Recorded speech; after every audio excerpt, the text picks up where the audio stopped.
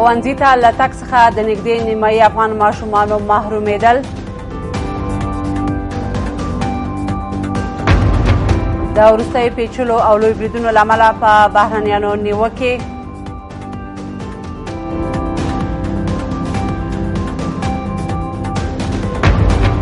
او د چین او امریکا ترمنځ د سوداګرۍ په اړه خبرو کې پرمختګ شوی دی.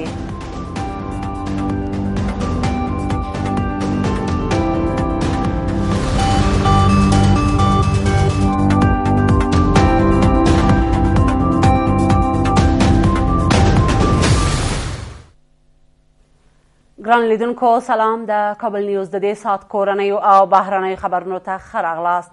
اوس هم بشپړ خبرونه. په افغانستان کې د جګړو له امله شاوخوا نیمایي ماشومان ښوونځیو ته نه ځي. د پوهنې وزارت او یونیسف له لوري ترسره شوې سروې ښیي چې په افغانستان کې 40 سلنه ماشومان چې 3.4 میلیونه تنه کېږي د امنیت نشتوالي او خراب اقتصادي وضعیت له کبله له زده کړو بې برخې دي او که د زده کړو لپاره لازم فرصتونه برابر نشي دغه شمېر به لوړ شي. په ورته مهال د مشرانو جرګې یو شمېر غړي وایي په ښوونځیو کې د انتخاباتي مراکزو او نوملیکنې پروسې ډېر زده کوونکي له زده کړو بې برخې کړي دي. په مرکز کابل کې ځینې زده کوونکي وایي چې د خراب اقتصادي وضعیت له امله د زده کړو پر ځای کار کوي. له 2002 کال څخه تر 2014 کال پورې په افغانستان کې د پوهنې په برخه کې لاسته راوړنې په شدت سره د زیانمنېدو په حال کې دي او د هغو زده کوونکو شمېر مخ په زیاتېدو دی چې له زده کړو بې برخې پاتې دي. تازه د پوهنې وزارت، یونیسف او یو شمېر نورو نړیوالو ادارو لخوا د ترسره شوې سروې پایلې ښیي چې په افغانستان کې 3.7 میلیونه ماشومان چې د ماشومانو 40 سلنه جوړوي له زده کړو بې برخې پاتې دي. دلته د ماشومانو نړیوالې ورځې په تړاو غونډه کې د پوهنې وزارت او په افغانستان کې د کاناډا سفیر له یادې سروې اندېښنه ښیي او وایي که په افغانستان کې د ماشومانو زده کړو ته پام ونه شي په یاده کچه کې به ډېروالی راشي. واقعیت تلخی که ما در وزارت معارف افغانستان با او مواجه هستیم است که به صورت نزدیک به صحت 44% از اطفال افغانستان که سن مکتب را طی می‌کنند محروم از مکتب هستند. And the government of Afghanistan, Canada supports among others. په افغانستان کې د پوهنې لپاره کار کول او د ماشومانو زده کړې د کاناډا له لومړیتوبونو څخه دي. له هرې لارې چې شونې وي د ماشومانو زده کړو لپاره باید لاره هواره شي. یا د سروې ښیي چې له دې وضعیت څخه د هلکانو ترڅنګ ډېره نجونې اغېزمنې شوي او کندهار، هلمند، وردګ، پکتیکا، زابل او ارزګان هغه ولایتونه دي چې 15 سلنه نجونو پر مخ یې ښوونځي تړلي دي. په ولایتونو کې ناامنۍ، بې ځایه کېدو او نورو مختلفو لاملونو په اساس ماشومان نشي کولی ښوونځیو ته ولاړ شي. خو دلته د کابل ښار په یوه څنډه کې په کار بوخت ماشومان وایي چې اقتصادي ستونزې اړ کړي چې د ښوونځي په ځای له پلار او ورونو سره کار وکړي. ما مکتب نمیرم به خاطر پدرم کار میکنه که پدرم کار میکنم پدر خود کار میکنم مکتب نمیکنم. بیکاری، بی‌پیسگی، اقتصاد ضعیف است. بیشترین اطفال به مکتب نمیروند بر کار میآیند. په ورته مهال د مشرانو جرګې ځینې غړي وایي چې د حکومت له لوري په ښوونځیو کې د ټاکنو د نوملیکنې مراکز پرانیستل د دې لامل شوي چې ډېری زده کوونکي ښوونځي ته د تګ لپاره زړه ښه نه کړي او له زده کړو بې برخې پاتې شي. دوی وایي چې په وار یې له حکومت سره یاده ستونزه شریکه کړې خو تر اوسه په یاده برخه کې اقدام نه دی شوی. اوضاع انتخاباتی باید از مدرسه و مکتبا باید جمع‌آوری شود. بچه‌هایی که طرف مکتب روان هستند، دختر خانم‌ها، هیچ کدامشان با آسانی راضی نمیشن چون یک وحشت و یک تردید است که به دل از اینا جا گرفته. اینا هیچ حاضر نمیشن که صبح به طرف مکتب برن. هیڅوک زړه نه غواړي چې د مکتب خواته ولاړ شي. لطفاً دغه مرکزونه د مکاتبو څخه لرې کې دولت او دته دی یو بل ځای یو نور کورونه د په کرایه باندې ورته ونیسي، نور ارګانونه دي ورسره کومک سي د دې لپاره د ځای ورکړي. لطفاً د افغانستان معارف په وینو کې نه لمبي. دا په داسې حال کې ده چې ولسمشر غني بیا سکال د معارف د کال په نامه نومولی او ویلي دي چې په ټولو ولایتونو کې به 6,000 ښوونځیو ته ودانۍ جوړوي. خو شنونکي وایي چې ښوونیز کال نیمایي ته نږدې شوی او د ولسمشر د دغه ژمنې عملي څرک نه لګي. په اطرافو کې به یې ښایي لاملونه جلا وي، خو په کابل کې بیا دغه ډول ماشومان ځکه ښوونځیو ته نه ځي چې اقتصادي ستونزې لري. فرید الله سعادت، کابل نیوز، کابل. مشرانو جرګه وايي ترهګر د بهرنیانو له امکاناتو په استفادې لوی او پیچلي بریدونه کوي. سناتوران د روان امنیتي وضعیت اصلي عوامل بهرنیان بولي او وایي چې په افغانستان کې امنیتي وضعیت ورځ تر بلې خرابیږي او د پلازمینې په ګډون هیڅ ځای خوندي نه دی. بلخوا د مشرانو جرګې رئیس په خوست او ننګرهار کې ځانګړي او کمپاین ځواکونه د امریکا ملیشې یادوي او وایي چې د حکومت نه بلکې د امریکا په امر خپلسري عملیات کوي. د کابل په شمول په ځینو ولایتونو کې د نامنیو زیاتېدل د مشرانو جرګې غړي اندېښمن کړي او وایي چې د هرې ورځې په تېرېدو د جګړې لمن لا پسې پراخېږي. د مشرانو جرګې د سې شنبې ورځې آزاد باز هم په هیواد کې پر نامنیو ورټول وو. د دوی په وینا د بهرنیو په شتون کې او له دوی سره د امنیتي تړون باوجود د نامنیو کچه ورځ تر بلې د خرابېدو په لور روانه ده. سناتوران همدارنګه زیاتوي چې د کابل په شمول په هیڅ ځای کې د خوندیتوب احساس نه کوي. دوی وایي تر هغه چې قانون پر ټول یو شان پلی نشي نو روان وضعیت به همداسې دوام مومي. شرایط فعلی افغانستان واقعا قابل نگرانی است که به هر طریقه و به هر وسیله امروز هموطنان عزیز ما شهید میشن و از بین میروند. یک روز والی، یک روز معین، یک روز وزیر، روز دیگه سفیر، روز دیگه که از موقف پسش کردی کلان یک لوحه میزنه نام خود نوشته میکنه اپوزیسیون. هر وقتی که شما خواستین این ملک جور کنین، این قانون سرازی 300 نفر تطبیق کنین، 30 میلیون دیگه صراط مستقیم روان است. په ورته مهال دوی وایي سره له دې چې حکومت د امنیتي وضعیت ښه والي په هدف 4 کلن پلان جوړ کړی دی، خو د یاد پلان باوجود امنیتي وضعیت د بحران په لور روان دی. سناتوران د روان نامنۍ اصلي لاملین بهرنیان بولي او وایي چې ترهګرې ډلې د بهرنیانو له وسایطو او امکاناتو په استفادې لوی او پیچلي ترهګریز بریدونه کوي. اشخاص و افراد دیگه دسترسی به چنین وسایط ندارند. این نگرانی ها آل افزایش و شک و گمانه های را در میان مردم افغانستان به وجود آورد که چگونه طالب یا تروریست میتونه به اون وسایط دست پیدا کنه که غیر از نیروهای خارجی دیگه کس به اون دسترسی نداره. سایر ناقضین امروز در افغانستان در شهر کابل حکم روایی میکنند. امروز دولت افغانستان این توانایی را نداره که جلوشان بگیرند. بلخوا د مشرانو جرګې رئیس په خوست او ننګرهار کې ځانګړي او کمپاین په نامه ځواکونه چې د امریکا لخوا حمایه کیږي پرې جدي نیوکې کوي او دغه ځواکونه د امریکا ملیشې یادوي. مسلم یار وایي دغه ځواکونه چې ډیر کله د ملکی مرګ ژوبلې لامل هم ګرځي باید د پاوز فلیکو کې ځای پر ځای شي.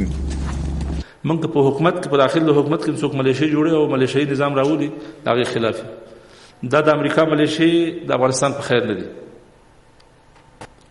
دا که سپردو کې ته ورته وایي او کیم ورته وایي او یا په خوست او پکتیا کې په څه شي مشهوري دا کیته د افغانستان په خیر نه دي. دا باید د افغانستان د نظام په چوکاټ کې مدغم شي. دوی د افغانستان د نافذه قوانینو او عسکري قوانینو په چوکاټ کې د افغانستان د قوانینو د اصول مطابق د افغانستان د خلکو خدمت وکړي. د جرګې غړي له حکومت او بهرنیانو غواړي چې د عملیاتو پر مهال د ملکی خلکو د سر او مال خوندیتوب ته جدي پاملرنه وکړي او که دا ډول بریدونه دوام وکړي د خلکو له جدي چلند سره به مخ شي. د بلخ ولایتي شوراوۍ مزار شریف ته د ولسمشر غني سفر یوازې د قدرت نمایش و. د ولایتي شورا غړي وایي ولسمشر غني د خلکو د ستونزو اورېدو پر ځای پوځي قرارګاه ته لاړ او له څو تشریفاتي لیدنو وروسته مزار شریف ښار ته له تګ پرته بیرته کابل ته ستون شوی. د بلخ ولایتي شورا وایي ولسمشر پر خپلو خلکو باور نه لري او له همدې امله د بلخ د سفر پر مهال له عامو خلکو سره له لیدو ډډه کړې ده. د بلخ د پخوانی والی عطا محمد نور له ګوښه کېدو وروسته مزار شریف ته د ولسمشر غني لومړنی سفر د خلکو له نیوکو سره مخ دی. ولسمشر غني د خپلو ګڼو نورو سفرونو په څیر په مزار شریف کې هم د ولایت مقام ته د تګ پر ځای په پوځي قرارګاه کې ښکته شو او د والي په ګډون نور چارواکي د لیدو لپاره یاد نظامي مرکز ته ورغوښتي وو. غني د خپل سفر پر مهال په دې پوځي قرارګاه کې د سیمه ییزو ارګانونو خپلواکي ادارې رئیس لوی درستیز، کورنیو چارو وزیر او د بلخ د اوسني والي لاسونه د بریا په دود پورته کړل چې د ډیرو په باور خاص پیغام یې درلود. خو د بلخ ولایتي شورا وایي مزار شریف ته د ولسمشر غني سفر یوازې د قدرت ښودنې او کمپاین په موخه ترسره شوی، ځکه په وینا یې ولسمشر د خلکو د ستونزو اورېدو او د ولایت مقام ته د تګ پر ځای شپه په پوځي قرارګاه کې تېره کړه. این سفر یک سفر بسیار نمایشی و سمبولیک و در حد یک همایش قدرت نمایی حکومت در بلخ نشان داده شد و میشه به نحوی هم گفت که آنچه که بازار کارزار انتخابات بوده میشه که گفت به نحو یک سفر نیمه کامپانی هم و گذشتاندن شب در یک قرارگاه نظامی برای رئیس جمهور که از آدرس دولت افغانستان و حکومت افغانستان آمده بود و خوب بود که در یک حرمسرای مقام ولایت باید می بود و مردم ولایت بلخ می بیدید و مشکلات مردم ما را پرسان میکرد. د بلخ ولایتي شورا غړي وایي خلکو تمه درلوده چې له ولسمشر سره به د دغه ولایت ستونزې شریکې کړي، خو د دوی په نظر ښایي ولسمشر غني پر خلکو د باور نه درلودو له امله له هغوی سره له لیدنې ډډه کړې ده. ولایتي شورا وایي ولسمشر په دې سفر کې له هیڅ قومي مشر او یا هم د ولایتي شورا له وکیلانو سره نه دي لیدلي او د څو عادي پروژو پرانیستل هم یوازې کمپایني بڼه درلوده. رئیس جمهور یک مملکت میاید آرامترین شهر از این وطن و او هم در یک پایگاه نظامی مسکن گزین میشه به هیچ وجه قابل توجیه نیست. رئیس جمهور باید در بین مردم می بود، باید در یک نهاد اداری می بود در این ولایت و در این شهر جای بسیار امنی وجود داشت در مکانهای اداری از جمله مقام ولایت. رئیس جمهور که در ولایت بلخ آمدن خوش آمدن، همایی که مردم ندیدن حال پیش مردم یک تصویر دیگه است. کسی میگه که رئیس جمهور یا ترسیده یا سر مردم ما باور نداشت. ما امیدوار هستم که پیشتر رئیس شورای ما گفتن اگر این دو چیز پیش نباشه باید حتما یک دفعه بیاین حرف مردم ما را بشنوه.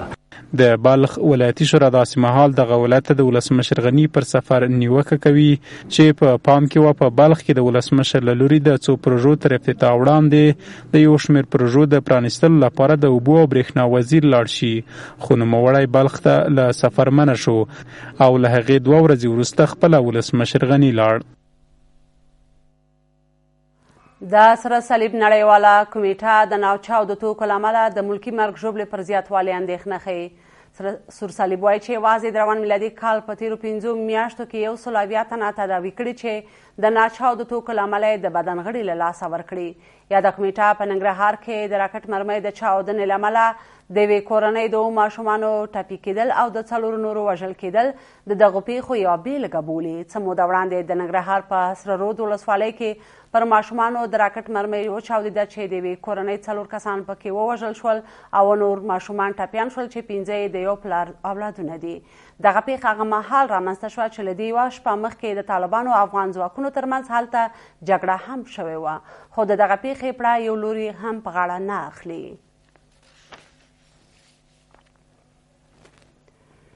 د ملي یووالي حکومت د ټاکنو کمیسیون د دارالنشار ریاست پوسټ د ټاکنو په اساس پړاو کې یرغمل کړی.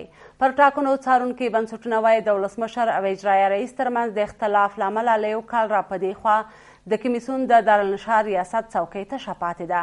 بل خوا یو شمېر سیاسي ګوندونه له مسؤلانو غواړي چې د ټاکنو په تړاو خپل اختلافات یوې خواته کړي او د ولسمشرۍ ترڅنګ د ولسي جرګې ټاکنې په سم ډول مدیریت کړي.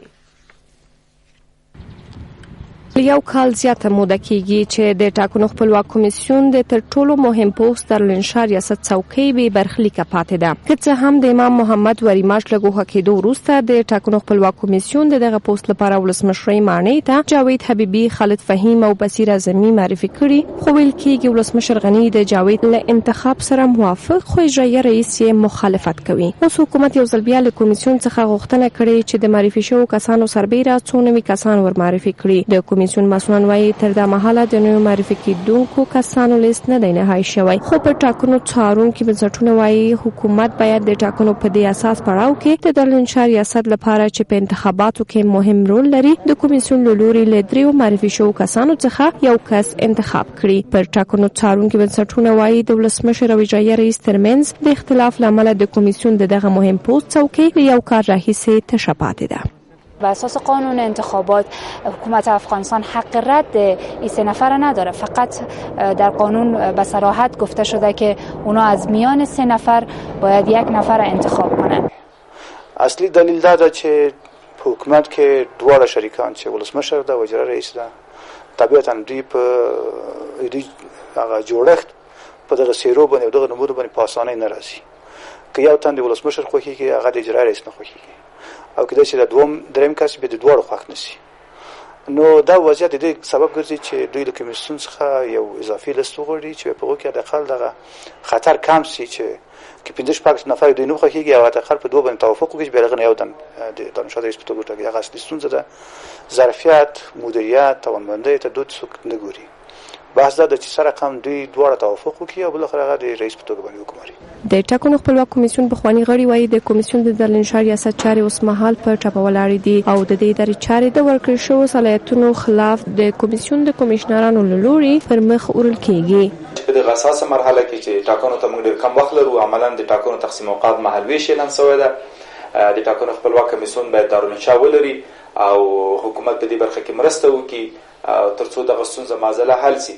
که خدای نه خاصه موږ د دارالانشار رئیس نه لرو یا دارالانشار ضعیف لرو، معنا دا ده چې د ټاکنو خپلواک کمیسیون کمشنر صاحبان به هم پالیسی جوړوي، هم به طرزالعملونه جوړوي، هم به تصویبوي او هم به اجرایوي کار کوي چې اجرایوي کار د ټاکنو خپلواک کمیسیون د کمشنر صاحبانو صلاحیت نه لري. بلخوا یو شمېر سیاسي ګوندونه د ملي یووالي حکومت له مشرانو غوښتنه کوي چې د انتخاباتو په تړاو خپل اختلافات یوې خواته پرېږدي او راتلونکي ولسمشریزو او پارلماني ټاکنې په سم ډول مدیریت کړي. شما انتخابات با خود میخواهید که ما رئیس جمهور باشیم و مردم بیا با ما شتک سلامی بزنن. خب که جنگ شما با شما خود چوکی باز نمیرسه، صدراعظمی با چوکی با شما نمیرسه. ما به حکومت پیشنهاد میکنیم که از پارلمان و از حکومت سالم سرپرستی. دا په داسې حال کې ده چې پر ټاکنو یو شمېر څارونکو بنسټونو اندېښنه ښودلې چې کمیسیون په ټاکنو کې د 9 میلیونو کسانو د ګډون لپاره چمتووالی نیولی، خو د دې پروسې لپاره 18 میلیونه سټیکر چاپ شوي دي. د بلخ په یوه لیسه کې د ټیل ماټیل پر مهال یوه زده کوونکې مړه او 21 نورې ټپي شوي. پیښه هغه مهال رامنځته شوه چې د بلخ ولایت په فاطمه بلخي لیسه کې د کانکور ازموینې لپاره نجونو ځانونه بایومټریک کول. د دې پیښې عیني شاهدانې وایي چې سلګونه نجونې د بایومټریک لپاره راغلي چې ګډوډي رامنځته شوه او په ټیل ماټیل کې زیات شمېر نجونې تر پښو لاندې شوې. په بلخ کې د 12مو ټولګیو زرګونو فارغانو ته د کانکور ازموینې د کارتونو ویش نن پیل شو چې 3 ورځې به روان وي.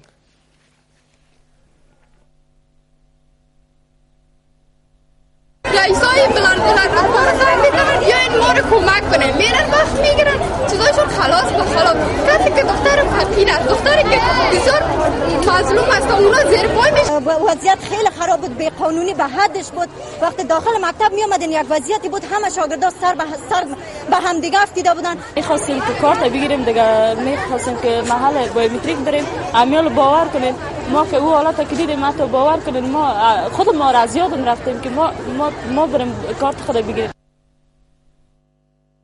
هغه جنرال د هلمند د نوي والي په توګه دنده پیل کړه چې د پخوانۍ دندې پر مهال د هلمند 90 سلنه خاوره د وسلوالو مخالفانو لاس ته لوېدلې وه.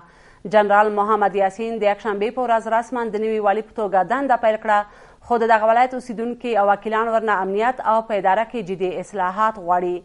نوی والي وایي امنیت، اصلاحات، معرف او کارموندنه په لومړیتوبونو کې دي.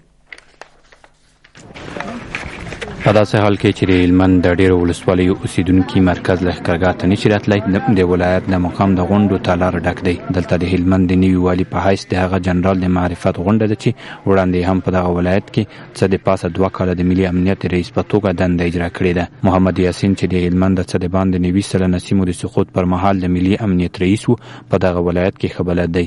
خو د ځل د والي په حیث په وړاندې پرتې ستونزې ناامني، د پارلماني انتخاباتو بهیر، معارف او د بیارغونې په ټپه ولاړ حالت دی. پر 2000 انسانانو باندې یو محصل. نو دا زموږ غوښتنه نه ده. زموږ غوښتنه دا ده چې زموږ د معارف دروازه خلاصه شي. په دغه 2 ارسو کې زموږ سره همکاري وکړه. انشاءالله زموږ ولس تاته بهتره معلوم دی. ولس په هر څه کې ملاتړ او همکار دی. ولایتي شورا هم د دوی په استازیتوب ستاسو سره ملاتړ او همکار ده. بل امنیتي مسایلو کې واقعا زموږ امنیتي مسؤلین همیشه چې د مخام د امنیت غونډو یو اوس وکي اوس خوشبختانه په راس کې راغی چې د امنیتي مسؤلین ډېره ښه هماهنګي موجوده وه. په دې کې د ده څه هیله کوو چې هغه هماهنګي ډېره قوي وساتي. همدارنګه د نوي والي څخه غوښتنه وشوه چې د ملي پولیسو په برخه کې ژور اصلاحات راوړي او د راتلونکو ټاکنو روڼتیا تضمین کړي. په امنیتي سکتور کې هم داسې بنسټیز اصلاحات غواړو، خصوصا د پولیسو په برخه کې. دلته د کلونو راهیسې ځینې مدیران ناستې چې نه لرې کېږي. په هغه برخه کې داسې اصلاحات ترسره غواړو لکه په ننګرهار کې چې اوس ومنو. هلمند یو زراعتي ولایت دی. بدبختانه به وایم چې د زراعت په برخه کې هیڅ کار نه دی سوی. د زراعت کړنې قطعا مستقابل د قبول نه دي.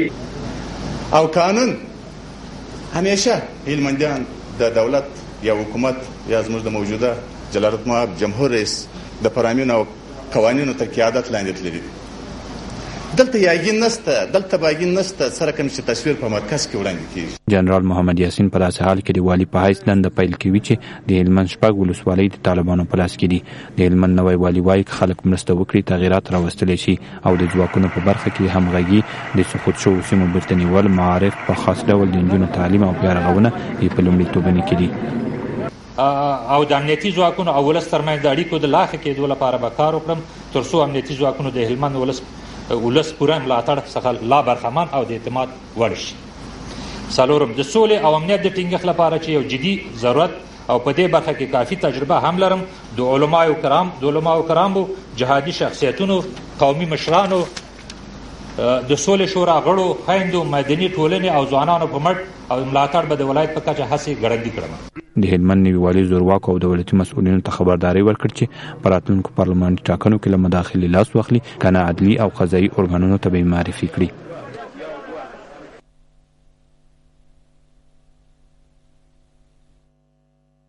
MTN مخابراتي شرکت د افغان ځوانانو د ظرفیت لوړونې په هدف 21 ورځنی کمپاین پیل کړ. یاد مخابراتي شرکت د اطلاعات او فرهنګ وزارت د ځوانانو چارو په معینیت کې د 10 کمپیوټرونو او نورو اړوندو تخنیکي وسایلو په شمول د یو مرکز په پرانیستلو سره د افغان ځوانانو د ظرفیت لوړونې تر نامه لاندې دغه کمپاین رسما پیل کړ.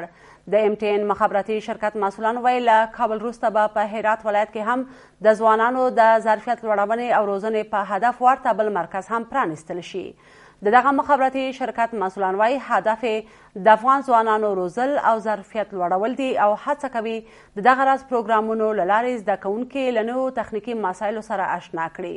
د اطلاعات او فرهنګ وزارت مسؤلانو هم د یاد مخابراتي شرکت دغه اقدام ستایلی او د ورته پروګرامونو د دوام غوښتنه یې کړې ده. بهرني خبرونه به تر لږ ځنډ وروسته وړاندې شي. له موږ سره اوسئ.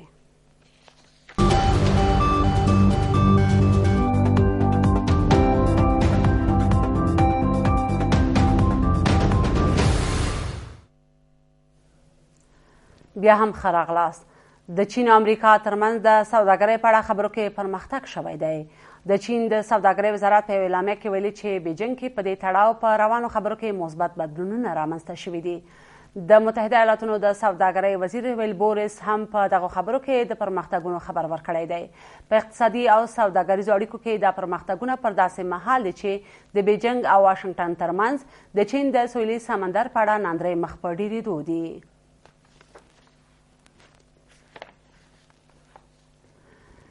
د اسرایلو هوایي ځواکونو په غزې تراډه کې د حماس غورځنګ پر اهدافو هوایي بریدونه کړي دي. د اسرایلو پوځ تر هغې وروسته په دغه کار لاس پورې کړ چې له غزې پر اسرایلو د توغندیو بریدونه وشول. د غزې اوسیدونکو ویلي د اسرایلي ځواکونو بریدونو کې د حماس غورځنګ 3 اهداف په نښه شوي دي. تر اوسه د تاوتریخوالي په دغو نویو پیښو کې دواړو خواو ته د وختي مرګ ژوبلې په اړه ریپورټ نه دی ورکړل شوی. حماس غورځنګ او د اسرایلو پوځ په داسې حال کې پر یو بل بریدونه کوي چې دواړه خواوې تېره اونۍ په نسبي ډول په اوربند هوکړې ته رسېدلې وي.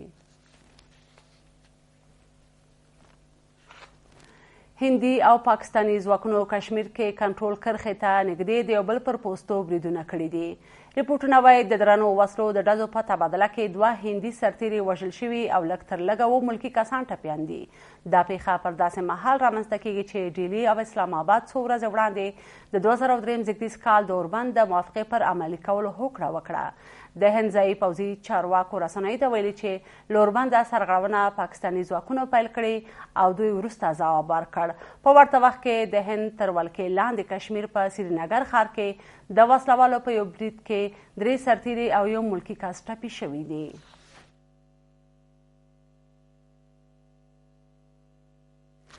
ګران لیدونکو د دې ساعت خبرونه پای ته ورسېدل. ملتیا مو مننه. تر بیا مو علامه.